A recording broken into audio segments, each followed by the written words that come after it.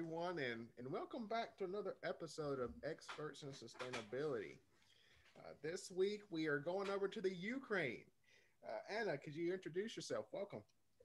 Hi, Justin. Thanks so much for having me. It's really a big pleasure for me to speak on your channel and to represent a little bit this part of the world, as you say, over the pond. So my name is Anna Chashchyna. I was born in Ukraine, and this is where I am now after completing my studies in Europe, in France mostly. So now I'm back in Ukraine trying to introduce sustainability to this very new country to sustainability. It's not easy at all. So, what I'm doing, I'm working in the field of environmental and social risk assessment. I prepare management plans for big infrastructure projects for them to manage their environmental, social, we can call it altogether sustainability goals in a proper way. And because most of these projects are introduced in the country due to the lenders' money, and the lenders are usually big financial institutions like EBRD, European Investment Bank, and so on and so forth. The project owners have to follow very specific standards, policies, requirements, and so on. And so I'm being usually that link between the project and the lenders, understanding and translating the language of bankers to the project owners and backwards. So that's a little bit of what I do. In my spare time, I'm hosting a podcast that is called Sustainability Explored, where every week, without interruptions, I interview experts in sustainability and try to kind of offer a view of how sustainability is and how is it represented in various industries. So in various sectors of economy, what it means exactly to be sustainable. Excellent. And I do want to get on this whole investment thing shortly, but before we get to that, could you give us your definition of sustainability, and could you also give us your top two SDGs? Sure. Well, I want to be original, but in reality, the sustainability term that I keep in my head is the integration and friendly coexistence, overlapping coexistence of three pillars, which is people, planet, and prosperity, that some also call profit. Last year on my project, on my podcast, I had a person who introduced to me the fourth pillar, and which I think is very interesting. It's called principles. So for me now, sustainability is about four big pillars: people, planet, profitability, and principles. You may also call it ethics. About my two top sustainability development goals, that's a very interesting question. I am a big believer in education. I consider myself an educator, and this is how my podcast kind of plays in. Absolutely. And number two is food security, which is very unusual. I do nothing related to food per se in my professional life, but I start feeling it's gonna become a big issue in the coming years. So vertical gardens, ability to grow your own food, in your own little apartment, or if you're more advanced or lucky, even in your little garden, in case you're living in a private house, that's going to be very handy. Okay, so expand on that food one? I wasn't expecting that one. Normally, I can pull out the two from the people I interview, but that one caught me by surprise. So could you expand on that one a little bit? Well, I will start a little bit far away. Last year, kind of in December 2020, I interviewed the owner and co-founder of Eden Green Technologies. It's a vertical farming business. I think they are based in California. It would be probably very safe to say they are based in California. Eddie Badrina. Fair enough.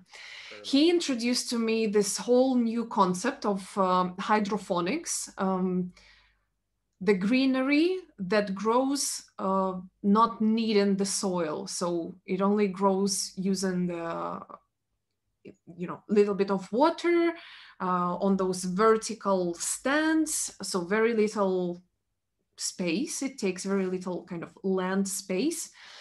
It takes zero soil, and it grows in the greenhouses. And since we spoke about that with Eddie, I started looking into that more and more, and I was like, wow. Then I think there was a Netflix documentary where I learned that South Africa went through a water crisis. And I think it was very much, or it will be logically, very much related to the availability of food, also climate change, the changing of land properties, of soil properties, of even availability of the land. I believe will be changing, and so it's pressuring.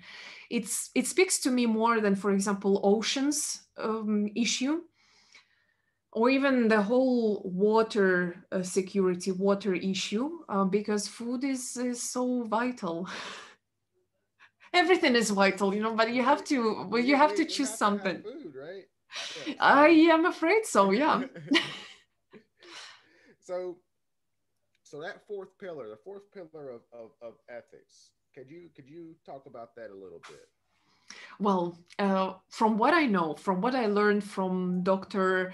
Kumar Iyer, and I always want to say this podcast, I will be referring it, my podcast and my guests, I will be referring it in this conversation. And I do so in every conversation, literally, that I have, because having a podcast, and I think you will agree with me on that, is like having a window to the world, regardless Absolutely. of where you are in the world, where you're sitting, big village, big city, or a small town, whatever it is. Having this ability to interview different people from everywhere, from all walks of life, everywhere geographically speaking, it's priceless. So I interviewed Dr. Kumar Iyer from India on my podcast. I will use his words to explain this fourth pillar, which is principles. So what he said was, imagine you have a big corporation, international corporation like McDonald's. Why the workers maternity leaves, I don't know, vacations, pay, etc. Well, pay I can understand a little bit in India are different from those in, say, Sweden. So why are we basing basic rules on the rules of the country? If we're talking about international corporation, wouldn't it be fair and more kind of, I'm blanking on the word, like, yeah, more fair and more appropriate to have the same rules, because corporations, especially multi international corporations, are now like states in themselves, like little countries. So their rules have to be applied equally in the US, in Sweden, and in India. So the example he was giving me about, McDonald's was, how is Indian worker in McDonald's following the same rules, same procedures, same technological map of producing whatsoever products are different from those living in Sweden? And there he kind of introduced the principles as a whole different fourth pillar, ethics. So it's not enough, and it's true. I start noticing it all around. It's not enough to only focus on, okay, prosperity. It's the economical aspect.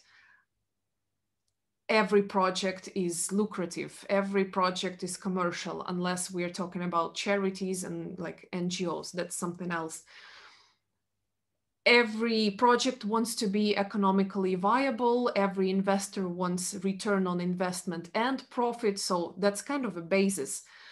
Environmental aspect, the same. It's not enough anymore to say, well, look, We are taking care of the environment. We are not killing the birds and the rest of biodiversity when we are building the roads or wind farms or whatever else.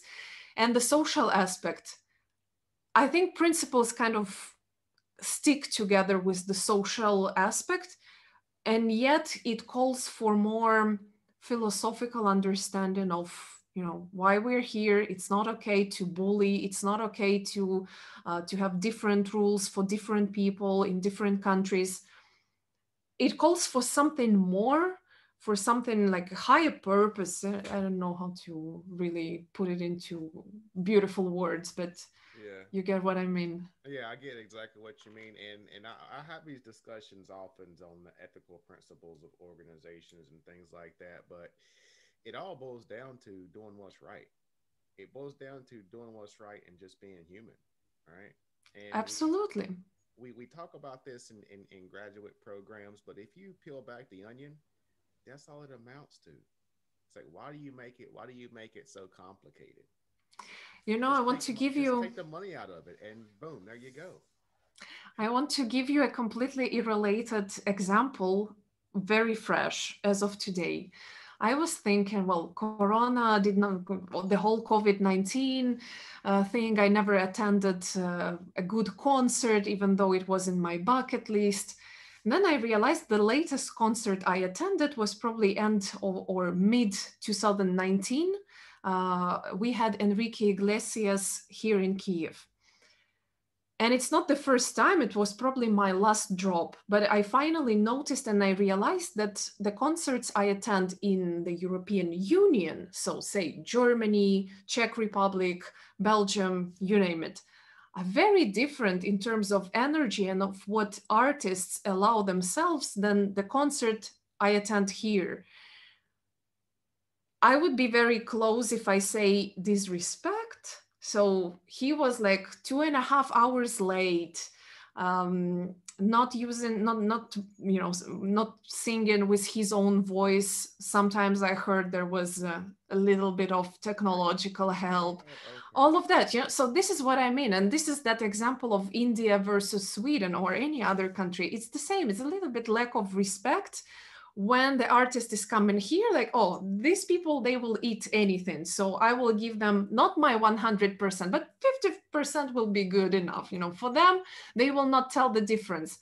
And then you attend the same concert in Germany, and the artist is not late, the artist is using his own voice, the artist is there 100% with all the energy, and you're like, hey, it's the same artist, but Right. why did I get that crap?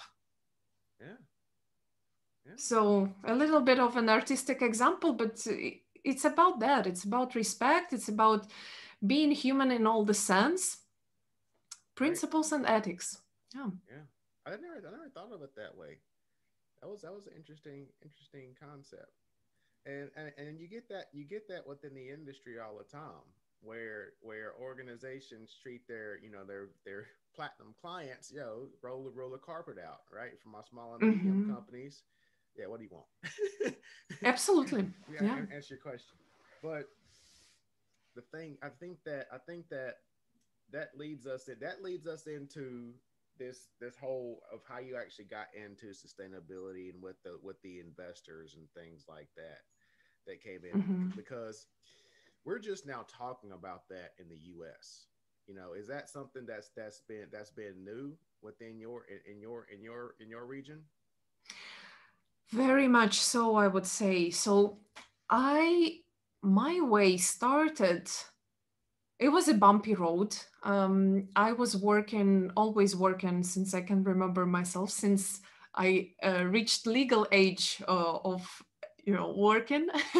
I immediately started working in the events. I loved the industry. I loved big openings, the stadiums and ceremonies, and yet I was observing un- unlawful amounts of waste. So, for example, you have a ceremony like opening of the Olympics, and all those dancers and volunteers, their costumes only live as long as the show lives. Then it's all discarded. I was paying attention. I was like, oh my God, the meals that we were feeding the volunteers, a lot of plastic packaging, the costumes, this, that, everything is, like a butterfly. It would live only one day and then it's discarded, it's waste. I decided to study environmental science. I did my bachelor in Kiev. Throughout all that time, I realized that there must be something else. There must be something bigger, something more. Our professors, back to that example of workers and artists working here, they all count on people that don't know what else is possible. So if you're happy with 50% and you just don't know that 100% is possible even. This was the case of my studies here in Ukraine, but I sensed there was something bigger. So I did my master's I did Erasmus Mundus, a 2 years master's, so 4 universities in partnership that allowed me to see all different perspectives of, ecotoxicology, biodiversity, legal aspects, and so on and so forth. And then for like a year and a half, I couldn't find a job in France. I was in Nice. It was not at all the region to work in the environmental sector, because it's either tourism, a lot of tourism, or Cannes Festival, so film and artistry and so on. But that's basically it. People only come there to relax and spend beautiful days by the beach. So I decided to go back to Ukraine again, knowing nothing, having my European degree. I even had to relearn the language. I know how weird it sounds, but my parents thought I was showing off, speaking the mix of English and French and a little bit of Russian and Ukrainian. But I was like, I swear it's not. It just takes a little bit of time to to get back to it.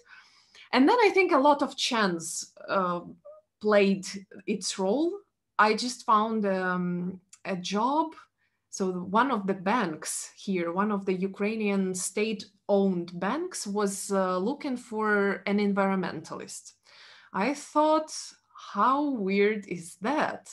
Bank, finance, economy, and the environment, like why?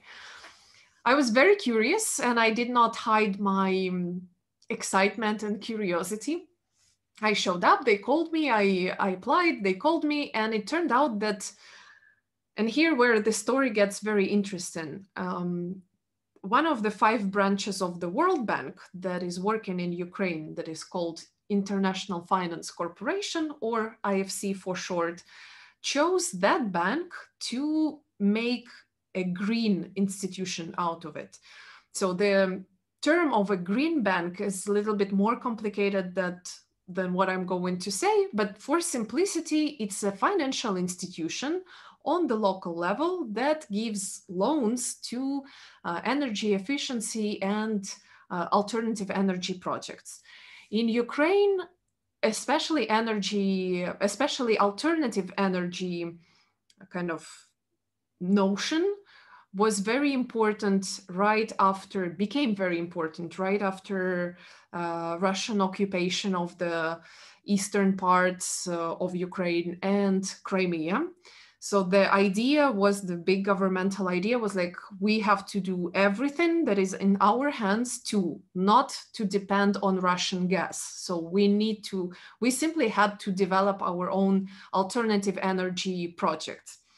Wind, solar, hydro, even though that's not at all popular, luckily in Ukraine, because of the climate change and the rivers and the mountains, so it's not anymore in the picture. So there was supposed to be a bank that had to deal with only those projects that were developing alternative energy and energy efficiency for the sake of kind of economical and energy independence. And for that, because IFC and because World Bank have their own environmental and social policies, and they work following the certain, certain standards, performance standards, certain very specific guidelines that they reinforce with every client of theirs, they had to make sure there will be a person inside of that institution that would take care of the whole building up of the whole environmental and social system. So someone who would say, okay, and again, there was a crisis of 2008 when everything collapsed, when we realized here on the local level that the loans that were given were not sustainable at all. So a lot of money did not return, obviously. No one wanted to close their eyes to the risk assessment, or else it's called in the banking sector underwriting. But there is financial underwriting, and no one also wanted to close anymore their eyes on the social and environmental aspects. For example, no one in the clear mind and good memory will voluntarily issue a loan to a project that we know of, that the community is super against it, and there is a big chance that the project will not be built, or will not be released, so to say. So there I was. I started developing the system. At the same time, I was writing that internal policy, writing the manual of how we will assess and what kind of projects, and how to connect the legal department with the business department, with the financial risk department, and where my department, environmental and social one, jumps in. It was an insane time. It was so fast. It was just 3 years, but it was so compressed, so focused, so interesting, and so enriching. It just fascinates me then that sometimes I see job posts that say, I don't know, minimum 10 years of experience. It just makes me laugh, because you can spend 10 years sitting in the chair, and you can spend 2 or 3 years that would account for good 15 years of productivity Right. and actual results. Not at all. This is it's not at all something that is very developed in Ukraine. It's only so far with the banks, big banks, as I said, international financial institutions. And they say, like, least of all, we want to ruin our reputation. We don't want to see one day in the newspapers that, the bank X is killing biodiversity in the country Y. Reputationally, financially, it all makes sense, but it's going to take a while until it becomes a regular routine, something that everybody will be doing. Right. Now, during that time, did you see any situations with greenwashing? Great question. I did. It makes me laugh, and I'm not afraid to address it openly. Even if the and in most of the cases, the person that is feeding you this greenwashing information is honestly, sincerely not aware that this is a Really? pure greenwashing. They're like, but we do this recycling, and so in their minds, let's take recycling as an example. In their mind, we can produce as much waste as we want, as long we are recycling. Look, we're cool, we're green. And you're like, no, you have to completely change your production cycle to not produce that waste in the first place, and then you can have recycling as your kind of little medal, little merit. We did this. Mm-hmm. So in most of the cases, they are openly unaware, and when you gently make them aware, it takes a little bit of education efforts. The situation changes, but you have to make to put a line between what's real and what's wishful thinking. Right. So in that case, that recycling effort, yeah, I know it sounds nice, it's something that you can put on your sustainability report at the end of the year, but have you tried to try something different? And yeah, it was as well my job to introduce those different approaches as well, and suggest what else is possible. Right. And that was going to be my next question of, if they're unaware, What are your approaches to educating those organizations? Well, when I used to work at the bank, which is not any longer the case, now I shifted to my own consultancy to because I realized that I can serve more businesses like that rather than hitting my head against the wall. What I would do when I was at the bank, there was a great possibility to create, to say, for example, you're building that. Let's take a very basic example. You're building the solar farm, and I want you to comply with this standards. So you need to have enough, I don't know, water for the workers. The workers need to know how they can address their grievances. The workers need to have, basic utilities, where to wash their hands, where to use the toilet, and where to warm up their food if they're working in winter times. And sometimes the business owner would come out and say, but I don't have money for that. I want the basic stuff will be there, but I don't have the resource. I don't have the money to create them very, very decent conditions. Then as a bank, it was our job to suggest, okay, we will give you this money as an additional kind of side loan so that you are able to comply with our policy and our standards. And that is a smart move. It almost doesn't cost them anything on top of that loan. Why is that important? And why the policies on environmental and social responsibility are even on the table? It's because the banks that have those policies usually have smaller percentage that the business owner will have to pay on top of the loan, versus the banks that don't have anything. Well, the banks realize that it's an additional headache. We all know that it's an additional thing to think about, to introduce, to take care of. But for that, you pay with lesser money. Other banks, regular banks, say, sure, no problem, come. You don't have to comply with anything except these basic 4 or 5 requirements. And environment is not there at all. But then you also have more to pay on top of your loan buddy.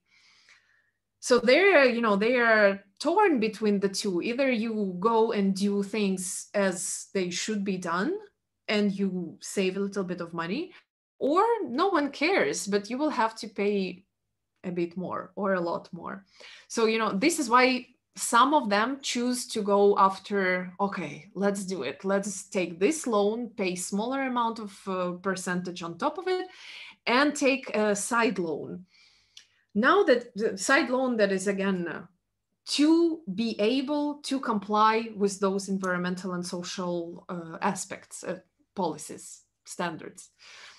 Now, what I do in my when I'm consulting, I love to educate, even though I understand this is not why they call me and why they want to work with me. Yet there is a big difference on how you say it and what you say.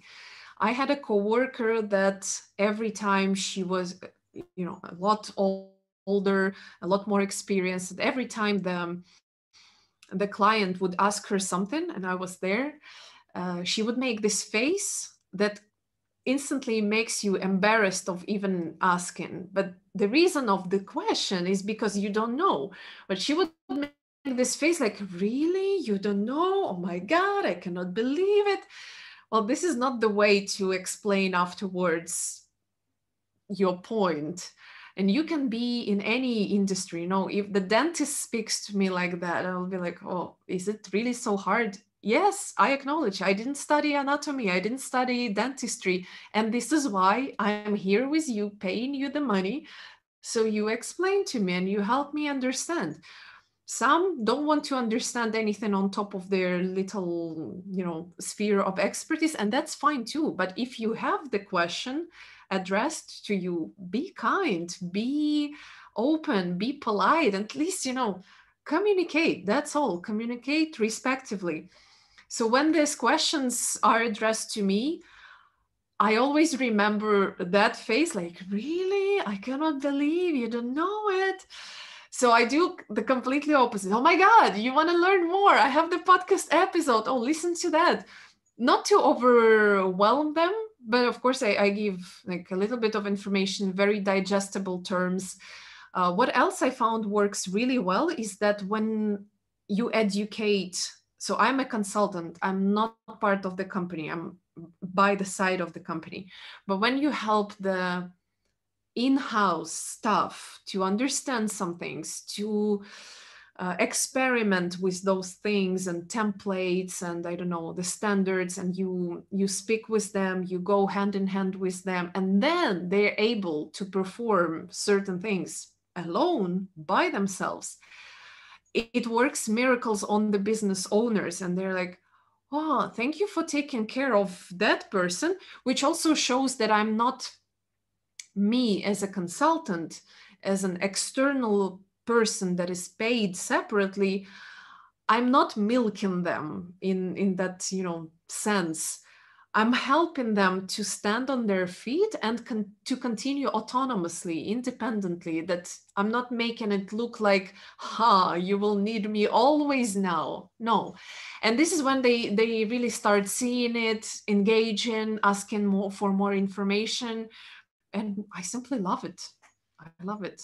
I also believe that, if little by little, step by step, we give this information, we all learn to work in a more sustainable manner, we all learn a little bit of more eco-friendly ways to live, like that, we collectively will change. And that's my big dream. Great, yeah, thank you for that. So based on everything we talked about, how, in your opinion, how would this be tied back to the fashion industry? Fashion industry would benefit so much from introducing the standards. So what I use in my work, very tangible, is a set of IFC performance standards. There are 8 standards, starting from the environmental and social kind of organization in the company, to labor standards, to biodiversity, to cultural heritage, and so on. So there are 8 of them. And they are so universal and so standardized, because they are standards. They are called standards for a reason, that you can apply them anywhere in the world. Say you were doing something in Egypt and I'm doing something in Ukraine, we can both apply it on where we are. Fashion industry can have a look at those standards as well.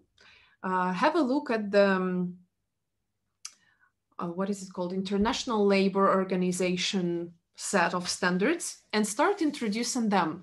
Uh, in my field right now, there must be some kind of external money, so external bank that comes and says, here is what I want you to do. If you want to take my money, you will still have to return the money, but I want you to act in a certain manner. The sooner we all start to apply, at least step by step, experimenting with introducing those standards and those sustainability perks and tips a little bit, step by step, day after day, not everything right now all together, the better we will all be in the long term.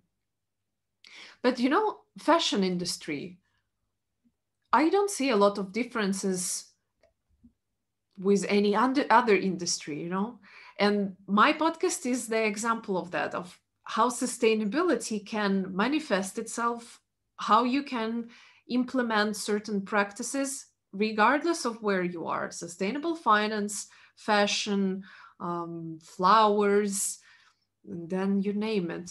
So many topics.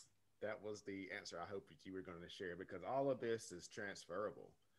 Regardless of Yeah. the industry, it's transferable to everyone. It's transferable around the world.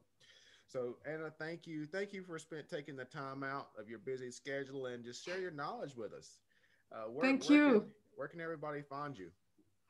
Well, I have a website called annachashchyna.com. You can as well find me with the same name on LinkedIn. This is my most preferred means of communication, LinkedIn and LinkedIn messages. This is where I share all of my work. All right, perfect. Yeah, and we'll spell that last name out for everyone. So Oh, yeah. we'll get the website and a LinkedIn and a direct LinkedIn link for this recording. Once again, Anna, thank you. It's been a pleasure. And until next time. Thank you, Justin. All Ciao, right, take ciao. care.